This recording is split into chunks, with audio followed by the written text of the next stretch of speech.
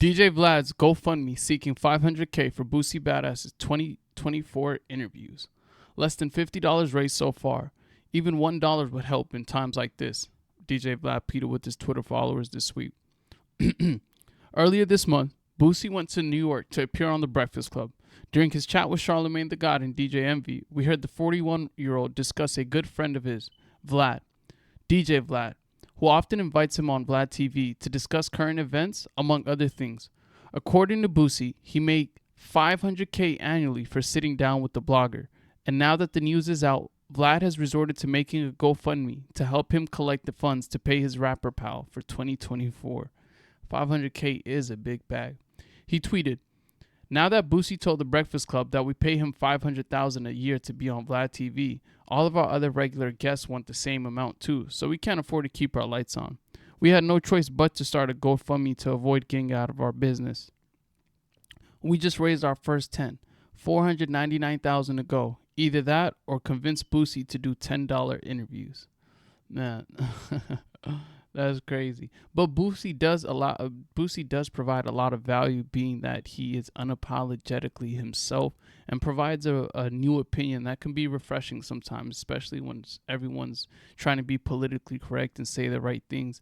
It's definitely nice to hear someone have no filter and say what's literally on their mind. Oftentimes we have the same things on our mind, but based on the employment or religion or political side, can't really say the things that you want. So I can understand the $500,000 payment annually. This is not just per one interview.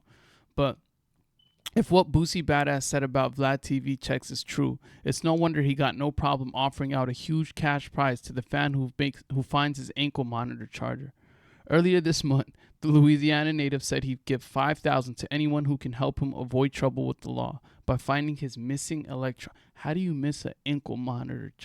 Like, you always charging. Like, I've had cousins and siblings that ankle monitors, and like that thing beeps, and so he be fried though. This is known. He'd be fried.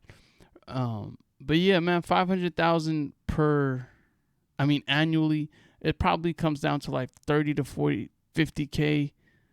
Let's say like 50 to 60K, and they do about like 6-7 interviews a year. I'm numerically dyslexic, so that's probably off in terms of like calculation, but it's understandable. Boosie provides a lot of value to the DJ Vlad's platform. Obviously, you can tell if you look at the logistics in the account, whether every time Boosie's on an interview, the numbers do pretty well. I'm pretty sure on the back end, he makes the same amount of money he's paying him, or if not more. But just being that DJ Vlad is a pretty smart man in terms of business acumen, I'm pretty sure he's not losing very much money on paying him $500K annually. Like I said, Boosie, if we see Boosie in the headline, I'll speak for myself. If I see Boosie in the headline, I'll click it, especially if it's him speaking rather than someone giving narrating what happened in the headline.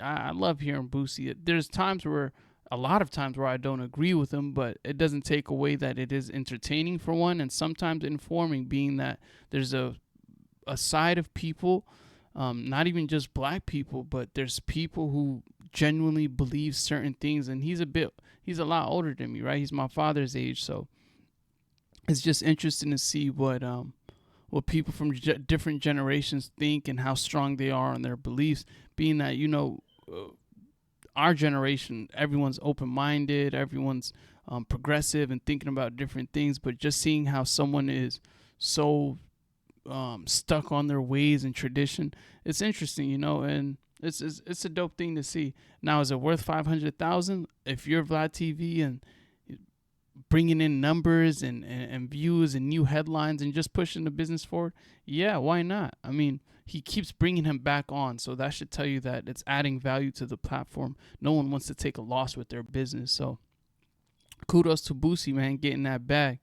Hopefully the situation with him and his brother and his mom get figured out, because nobody wins when the family feuds, and it's crazy to think that he's actually taking it's not crazy to think that, but he's actually taking his brother to court for forgeries, for signing his name on a document.